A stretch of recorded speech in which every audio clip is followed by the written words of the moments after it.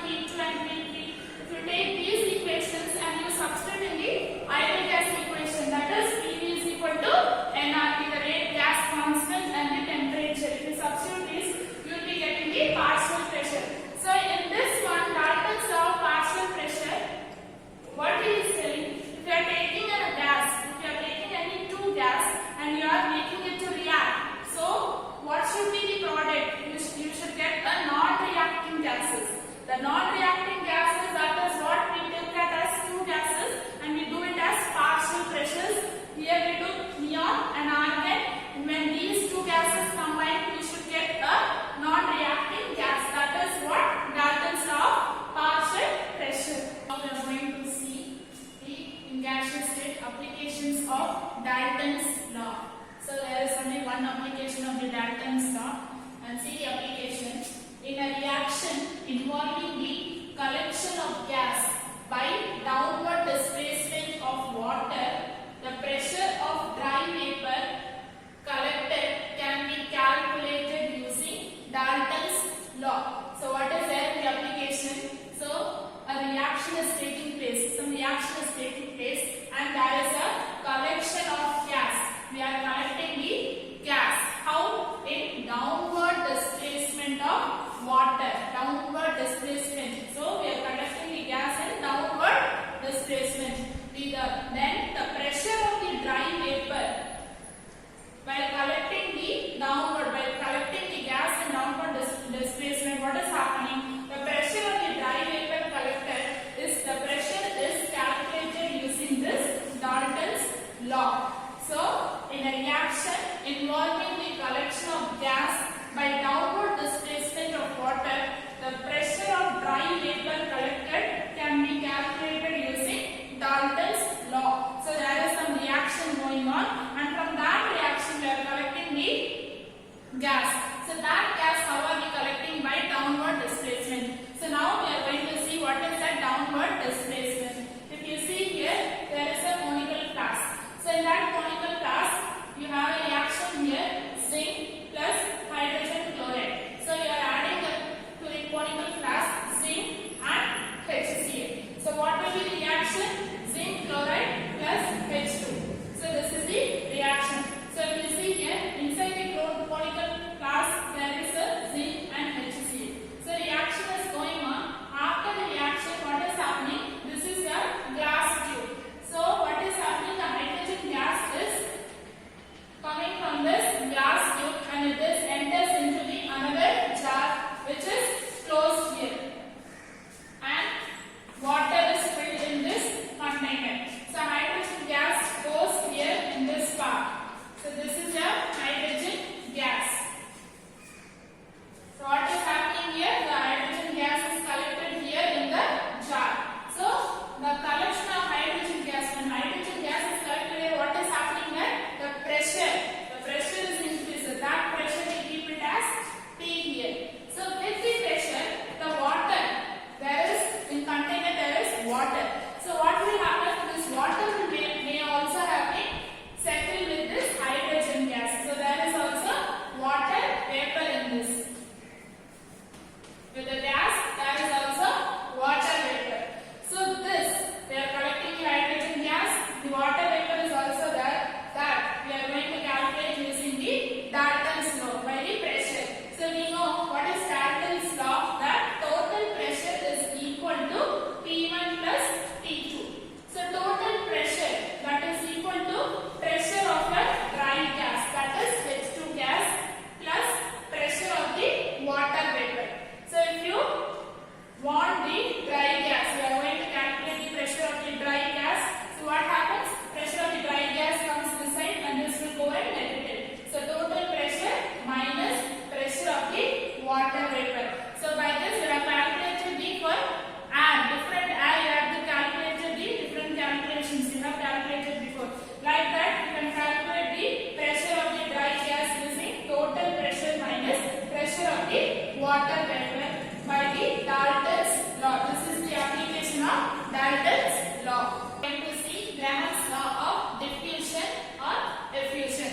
So if you see here, first diffusion, you are taking a small container, in that you are filling it with gas molecules. This is your gas molecules. So what it does, the gas molecules, does it stays like that? No, it moves here and there, and it hits the container. So some pressure is there in the container. So this we keep it as A. Next we are taking the another container, and from these gas molecules we are filling in this. So half of the portion is A gas and half is your B gas. So it is partially filled. This is your one gas, that is A gas, and this is your another B gas. So these both are non-reacting gas. They both react. No reaction takes